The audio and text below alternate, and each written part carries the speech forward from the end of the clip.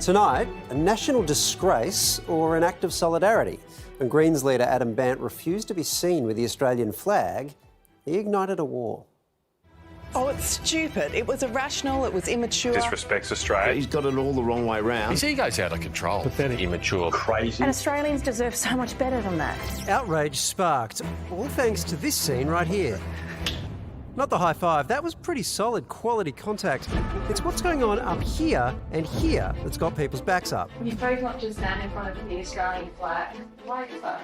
Well, I think we've got a lot of work to do in this country. It's time to understand that the history of this country and the symbols that represent the history of this country are very hurtful to the First Nations people. Adam Bandt has actually been avoiding the Aussie flag at press conferences since he became leader in 2020. But Labor's decision to introduce our two other flags earlier this year made the absence of the Aussie flag more noticeable. I think it's disgusting and almost treasonous. Antics like this virtue signalling, saying I love First Nations people more than anyone else, it turns more people off than turns them on. I always do my interviews in front of the flag. In fact, like Donald Trump, mate, I like to hug the flag. I just like to hug it and love this country so much, mate. That's a lot. I like to hug the flag. I just like to hug it. But look, there's no disputing that the coalition's down with the Aussie flag, right guys? The Aboriginal and Torres Strait Islander flags, less so. The opposition opting not to follow the new government's triple flag formation. The spirit of reconciliation is you recognise our Indigenous history and you make it it has an equal place in Australia. So you have all the flags together. So are our esteemed leaders entitled to love some flags and leave others? And how much flag love is too much? I like to hug the flag. Well, Green Senator Lidia Thorpe joins us. Senator, do you actually remove the Australian flag at your press conferences? Absolutely, I do. The Australian flag does not represent me or my people. It represents the colonisation of these lands. And it has no permission to be here. There's been no consent. There's been no treaty. So that flag does not represent me, as it has connotations to invasion and dispossession, and it's associated with the mass murders of many Aboriginal women, men and children. If you want to make that argument, couldn't you say the same thing exactly in those terms of the Australian Parliament in which you serve? Absolutely. That's why I'm there. I'm there to infiltrate. Can you understand, Senator, why it's upsetting to some people that you relegate the national flag, given that it is a national flag still, and that you were elected to represent all Australians and that you do serve in that parliament? Look, I entered into the colonial project because I wanted to contribute to renewing this nation. And renewing this nation means that everybody in this country should know whose land they're on. They should understand the stories that are associated with that land. I don't want people to get upset by what I have to say.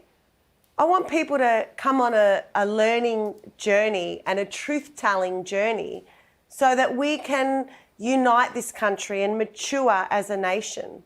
I mean, we're one of the only Commonwealth countries in the world left to do a treaty with its first people. It's time now to treaty.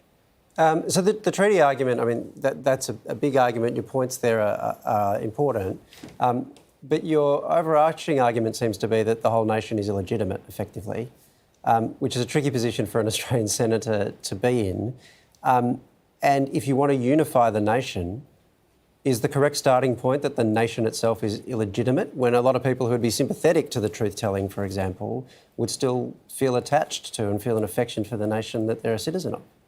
Yes, Waleed. I understand that question and I think I know why you're asking it. But what we need to come to terms with as a nation is the question of sovereignty. Now, we have never ceded our sovereignty as First Nations people in this country, But you're ceding it right now by being a senator, and then the Parliament... aren't you? Like you're saying, I submit to this. I become part of the system. That whole, like, I understand that might not be a personal politics, but that's what that act means, isn't it? Well, in the colonial project, yes. So I signed up to become a senator in the colonial project. And that wasn't an easy decision for me personally, and it wasn't an easy decision for my family either to support me in this. However, we need voices like this to question the illegitimate occupation of the colonial system in this country. What other senator is ever going to call that out?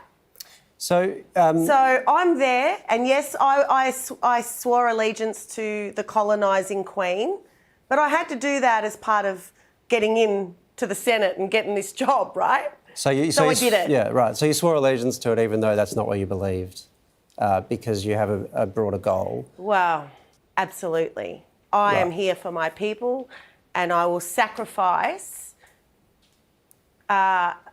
swearing allegiance to the coloniser to get into the media like I am right now, to get into the parliament like I am every day, and to make this country put a mirror up to itself and say, who are we? Where do we come from? And where are we going? So I understand your convictions on that.